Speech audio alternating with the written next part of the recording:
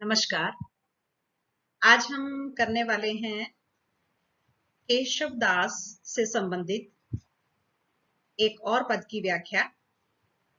केशव के व्याख्या खंड से संबंधित यह 5वां वीडियो है और आज हम करने वाले हैं केशव दास द्वारा रचित रामचंद्रिका के अंतर्गत भरत कैकेयी संवाद की व्याख्या। तो चलिए देखते हैं भरत कैकेयी संवाद।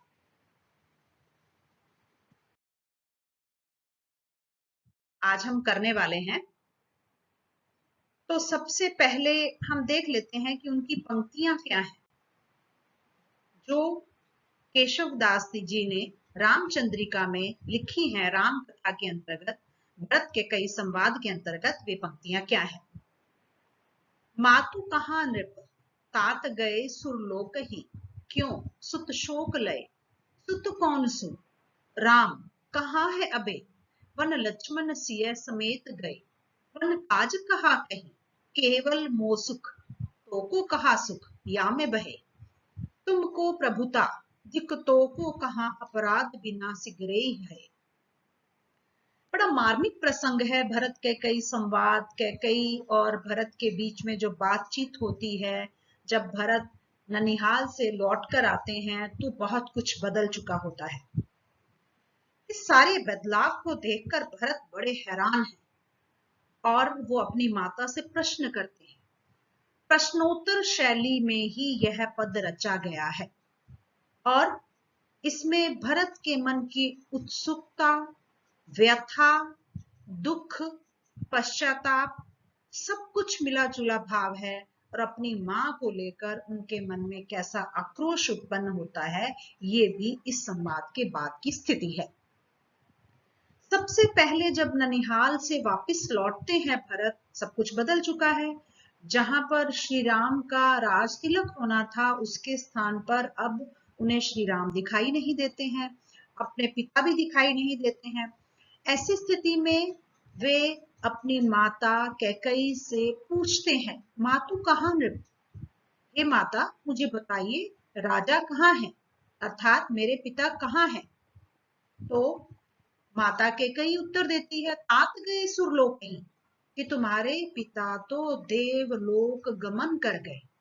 उसे बड़ा आश्चर्य होता है, लेकिन क्यों, वह प्रश्न करते हैं भरत, क्यों। और कैकेयी भी उत्तर देती है, सुत शोक लय, उनको अपने पुत्र के विरह का ऐसा शोक लगा कि वह शोक ही उनकी मृत्यु का कारण बना। फिर उन्हें हैरानी होती है कि उनके सभी पुत्र तो उनके पास है, उनके उनके कौन से पुत्र का ऐसा कौन सा विरह का शोक उन्हें लगा।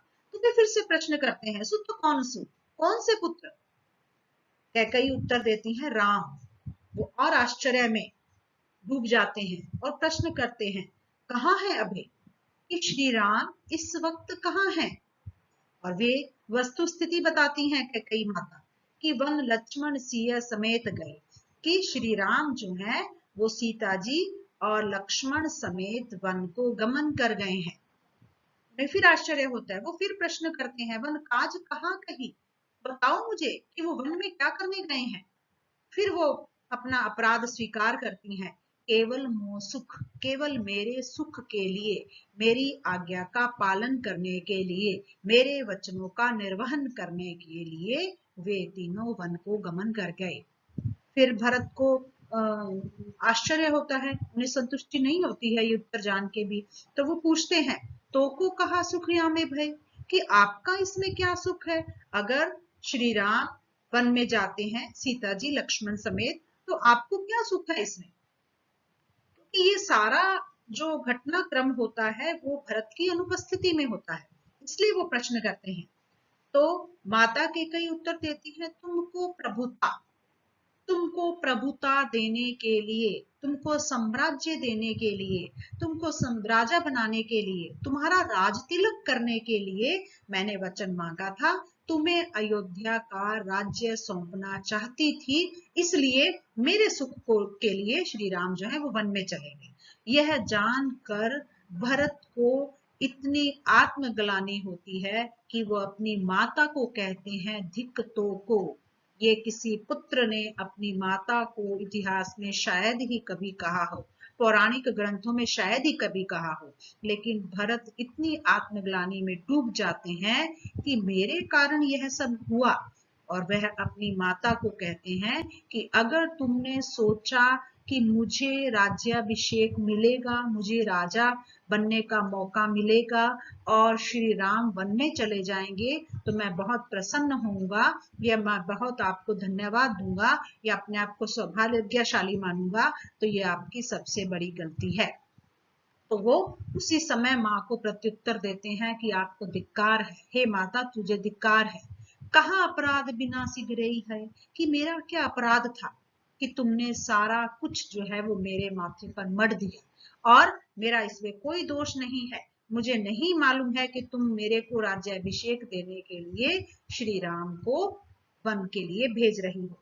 इस तरह से जो भरत हैं वो पश्चाताप में डूब जाते हैं, आत्मग्लानि में डूब जाते हैं।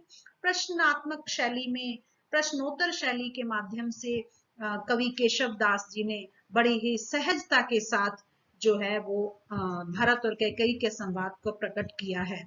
जो लोग कहते हैं कि केशव जो है वो कठिन काव्य के प्रेत हैं, उन्हें यह पद अवश्य देखना चाहिए कि कितनी सहजता से, बिल्कुल जैसे दो लोग आपस में बातचीत कर रहे हो, इस तरह के संवादों के माध्यम से उन्होंने भरत और कैकेयी के बीच के वार्तालाप को न केवल व्यक्त किया है, बल्कि भरत की आत्मग्लानि और कैकेयी का जो पश्चाताप या अपराध बोध है, या अपराध स्वीकार करने का जो साहस है, उसको भी उन्होंने प्रकट किया है।